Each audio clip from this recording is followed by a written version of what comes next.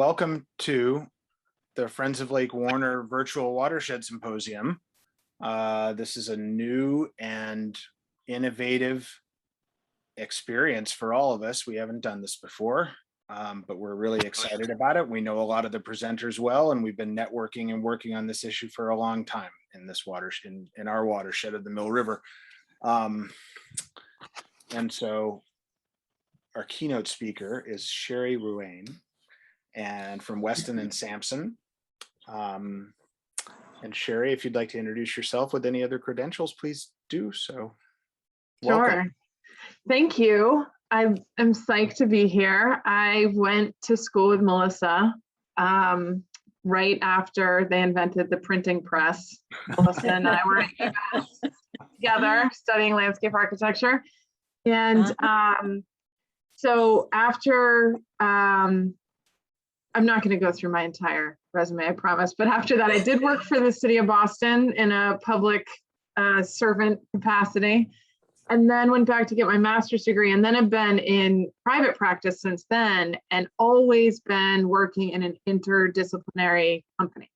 And so that's sort of what I am bringing to you guys today, is a few thoughts about how important that is as it relates to what you're focused on, the watershed, the lake, all that stuff. So I'm a vice president at Weston and Sampson, and I actually was the president of BSLA, so I don't want anyone to think that I'm misrepresenting myself, but was president, then past president, then president again, because I needed to step back in, and now I'm trustee of the Boston Society of Landscape Architects. And so I interact at a national level with a lot of folks who are dealing with issues exactly like this, and helping to try to strategize, power in numbers. So the landscape architecture planning community often will advocate for endangered landscapes and other things, and I feel like that offers a little bit of perspective as well. So you want me to just jump right in? Yeah. Okay, great. So, so I was thinking about this topic that you all are focused on, and I actually got some amazing history on the site this morning via text. And I really appreciated that. I'd done a little digging, but there's a lot of history around the site, and it was so fascinating to me that 1670 is when the lake was initially created. So we're working right now on Boston Common, which was like 1634. And I feel like a lot of really important moves in the landscape were made in the 1600s that people have completely written off because it wasn't their time frame.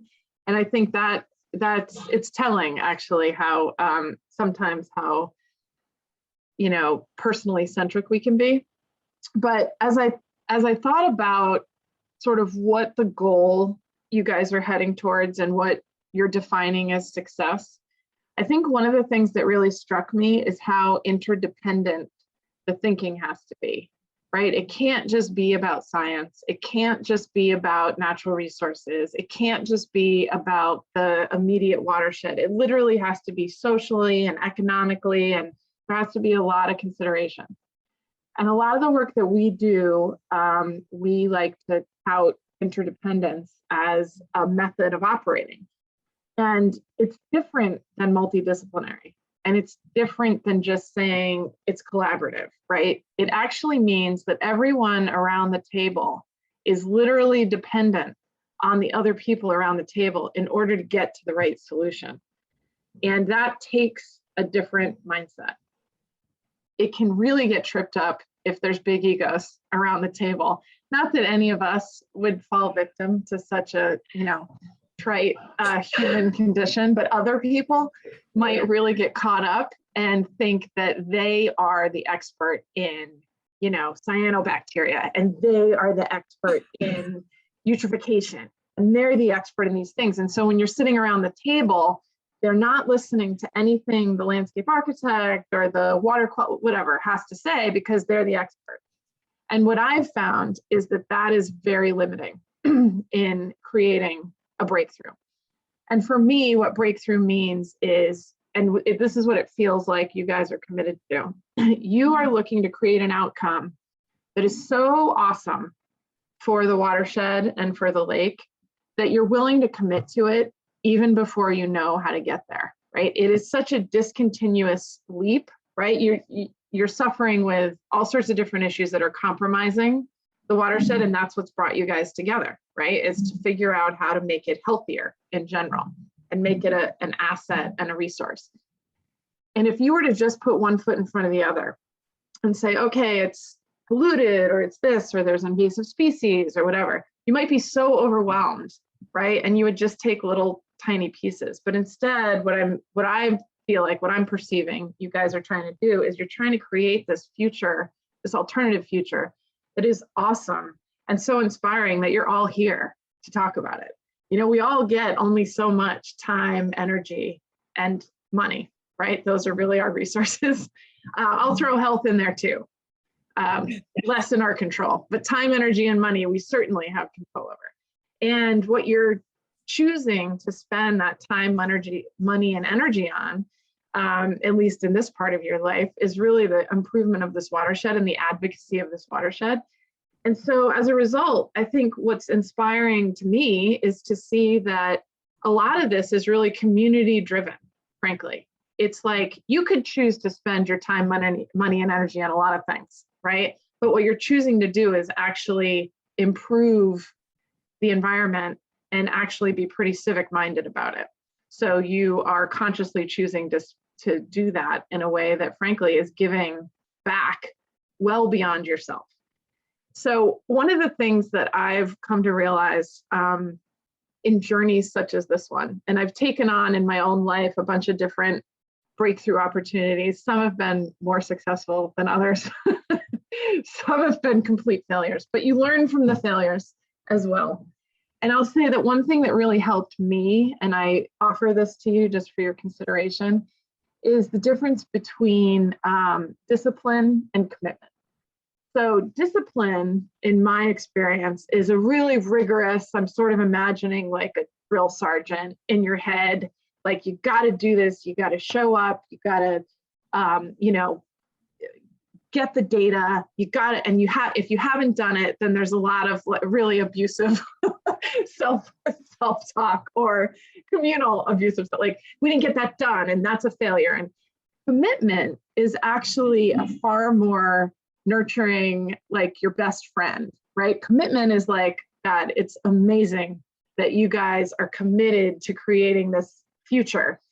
And if things don't go perfectly well, commitment sort of like lifts you back up like a friend would. Like if I called Melissa and was like, I tried to do this thing and it was such a failure, she'd be like, oh, Cheri, try this or keep moving, or you've already made progress, right? Where discipline would sort of like smack you around a little and tell you how you failed. Commitment, I feel like, is much more about carrying on, even if the path between where you are and where you want to get is unknown or frankly circuitous.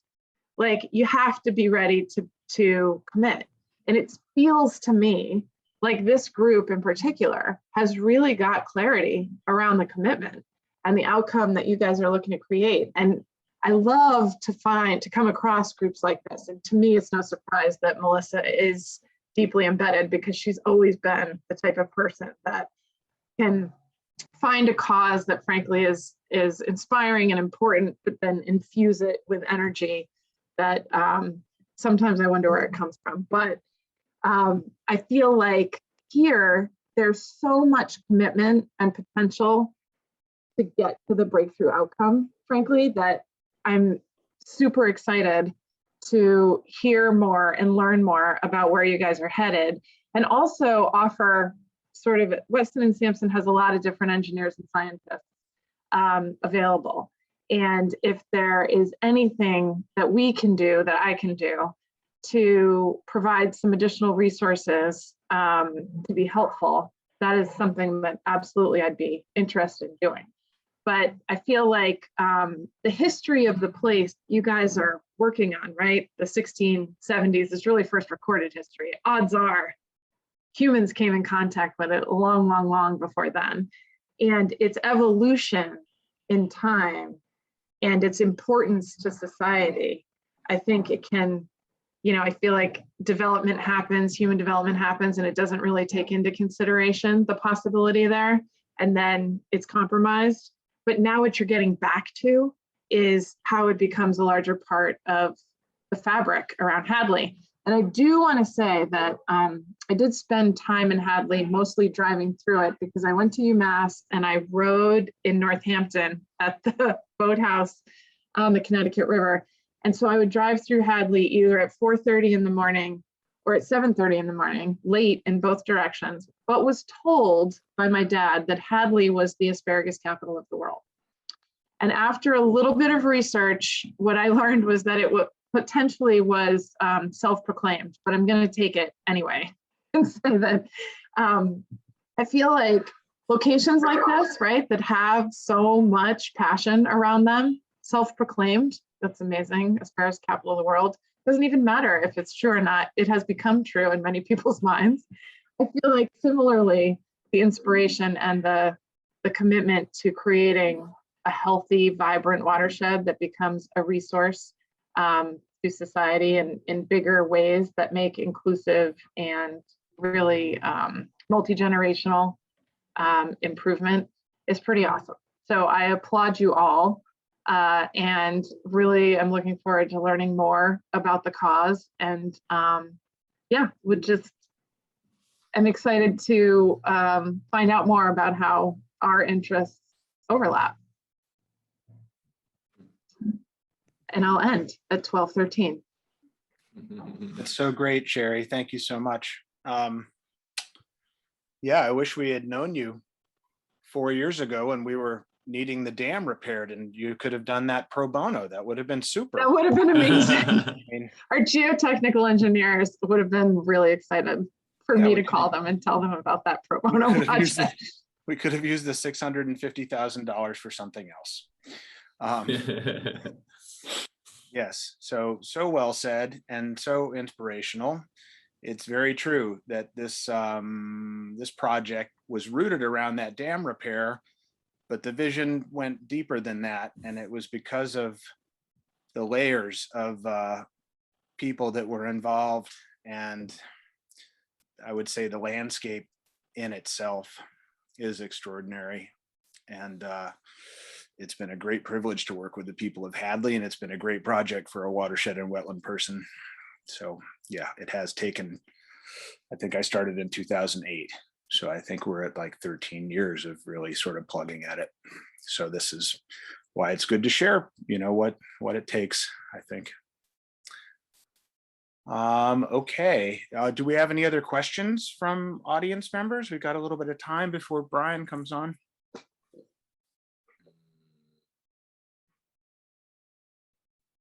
Are there other dam projects that you've worked on, Cheri? Yeah, we actually, we worked on a dam project at the Arlington Reservoir in Arlington, Massachusetts. And, the Office of Dam Safety wanted like the atomic version of go in, rip everything out, come in with fresh, clean dam. And the community was like, no, we'd like to keep the trees. We'd like to keep, the sort of environmental quality that this landscape has right now. And so our geotechnical engineers actually developed a strategy where instead of removing vegetation and sort of disturbing what had become an important part of that landscape, they actually drove sheet piles into the existing berm to preserve the vegetation and preserve the landscape quality and the habitat and all those things, but still meet the needs of the Office of Dam Safety permitting. So it needed to be the impenetrable barrier, it needed to be all the things, but they were able to come up with a strategy that worked with the landscape and also met the safety requirements. And so that's something we've actually carried through many communities, because we find again and again, often people perceive sort of environmental quality and spatial quality with engineering safety at odds, and they don't need to be mutually exclusive. They actually can come together to create, preserve and protect. Yeah, so you look for mutually overlapping goals on common ground wherever you can find it, right? And I mean, That's right. so I think that that's going to be particularly interesting to some people who are going to be involved or who are going to be participating in this, who those players are. I mean, you find out about them pretty quickly when you're dealing with a dam, because Office of Dam Safety is sending you nasty letters every That's month. right. But little do you know, the Historical Commission has a big effect on any historical landscape, and the Conservation Commission is going to have wetland oversight, and DEP is going to care about any other core habitat or type of landscape. And so all of those agencies, and then as well as the local knowledge, the people who have lived there and who drive there every day and who your eyes are on the ground, people who fish, people who boat, and the things they see and they bring to it too. So Brian had a raised hand. Was that unintentional? Go ahead, Brian. Yeah. Hi, folks. Thanks so much for the keynote, Cheri. I had a sort of question about one thing you mentioned was, sort of the dynamic of knowing where you want to go and maybe not knowing how you want to get there. One thing I'm not super clear on is I should have read the Friends of Lake Warner website before I jumped in. One thing I'd be curious about is sort of what the end goals are. No, I shouldn't say end goals, but sort of mission and where the group's going. And then specifically a question in there is, I know the lake itself is a really important part of the Watershed Group's mission, and wondering how the group is dealing with the dynamic of dam removal being such a big part of the watershed restoration world, whereas it seems like that's probably not a goal for the Friends group. It's an interesting point. Well, as a person who was trained in fish biology and coming out of the Northwest of California, the last thing that I ever thought I was going to be taking on was a dam repair project. Mm-hmm. So I came at this, Terry Blunt, who was a infamous conservationist and a big party career worker for DCR and helped preserve a lot of the range, sat on Valley Land Fund's board when the dam was acquired, and got me involved in 2008. And I think, so the question we asked ourselves a lot of what the values of having a dam or not, was definitely free-flowing aquatic connections were important. It also was a historic landscape as a lake and had a lot of use by the community as a lake. So when you went back then, we had several public meetings to sort of address what did people want there? What we didn't own it initially either. Kestrel owned it when they took over Valley Land Fund. So, and Division of Ecological Restoration was right there saying, oh, we'd be happy to remove this, even not even knowing maybe about the TMDL and the phosphorus load coming from lake sediments and from that watershed. So we have one of the highest phosphorus loads in the Connecticut River Valley for our tributary. And so there is if you did open up the dam and didn't deal with those sediments, then you could potentially have a reintroduction of sediments in the Connecticut, which would affect the Long Island Sound TMDL and everything downstream. So there were those considerations. And there was also the considerations of established wetlands over hundreds of years, on our perimeter of the lake that had come into some sort of balance, right? Ecological balance. It's a very rich wetland ecosystem, and not like they're not willing to let you take down a dam, but the impacts to the littoral zone and the rest of the watershed, I think, had to be evaluated. And when we started to look at that, that got fairly complex. If you wanted to talk about doing an EIR or something to remove a dam, you're talking about doubling or tripling the amount of money that it took to repair it. And even to remove it cost more than it took to repair it. So that also, I would say, economic considerations were a factor. But I think overwhelmingly, if the community had said, well, the dam's been there, nobody wants to fix it, the lake doesn't have any value as a lake recreationally, let's go ahead and remove it, then that would have happened. But they didn't. And so now I think, again, as a watershed and wetland restoration type person, I've looked to connect with the people who address these issues, you know, either with sort of putting together things like fish ladders, or, you know, trying to reconnect areas that are disconnected. There was so much work to be done in this watershed with E. coli bacteria pollution, with nutrient pollution, and talk about best management practices and stormwater innovations and community education. There were all of these other things that could have been done that are part of the watershed restoration process. So we tried to evaluate those and put those all, you know, on the table and think about them all as we're making decisions, and try and make decisions based on data too. As we started collecting more data, how is the lake doing year to year? You know, were things getting any better from the watershed? Is it all in the sediments? And trying to make those type of evaluations and make our decisions based in a scientific way. So that's been part of the analysis too. And I don't think that that question has ever sort of ended, Brian, as they're sort of, you know, they're living relics, these hunks of concrete that are in the watershed. And so 50 years from now, maybe that community and and those people will decide that it's time for it to go. And maybe it will. Mhm. Michelle? I'm going to second everything Jason said. I had my doubts also because of the usual, you know, current thinking about dams. I'm going to add one more thing. The Lake Warner has also served as a source of irrigation for farmers whose plots, you know, abut the lake. And if we were down to a small stream in the last, I don't know, 10 years, we've had some extreme drought. And I have seen the people in my neighborhood, I live over on Roosevelt Street, the farmers pumping from Lake Warner or from the river sections that are wider and fuller because of the dam. And I think historically in the past, it was also a source of water for fire suppression, though that's not needed the same way now,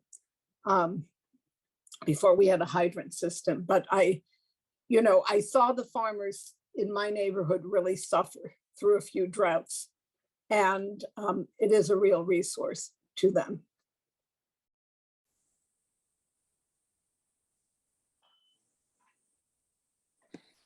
Thanks for that reminder, Michelle. Yeah, really important. Irrigation and riparian rights, definitely an issue in our watershed.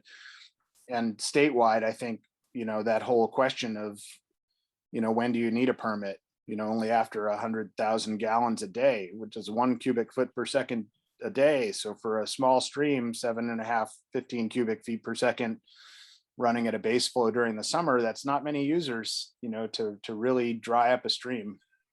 And so those are also questions that we sort of have expanded from this project and this discussion.